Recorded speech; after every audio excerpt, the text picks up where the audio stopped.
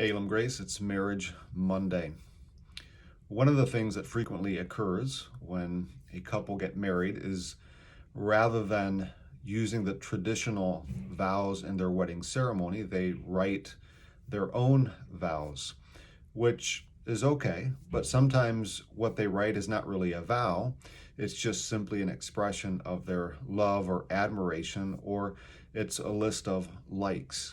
Now, the problem is that our likes change once we get married. What you like now about your spouse, you may dislike later. What you dislike now, you may come to like later. Our likes change. They change with the passing of time.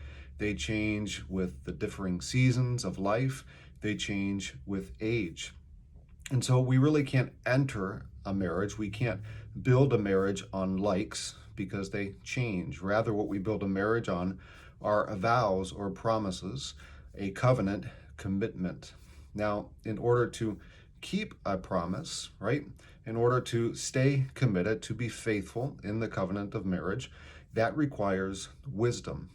Yes, it requires determination, commitment, and grit, but it also requires wisdom. We don't always know what it means or looks like to be faithful, or how to forgive, or how to be there, or how to listen, or how to set our agenda aside, or even how to give up our own life. The desire many times is there, but what's not often there is the wisdom on how we go about keeping our commitments, being true to our word and our promise. And so in order to acquire that wisdom, we have to be willing to look outside ourselves. Wisdom means you don't have, and I don't have, everything within ourselves that we need.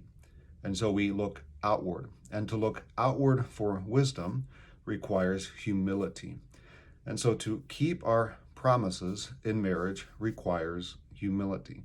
Why? Because we want to learn whatever it takes to stay committed, to stay in commitment, to be faithful in our promises and the covenant of marriage.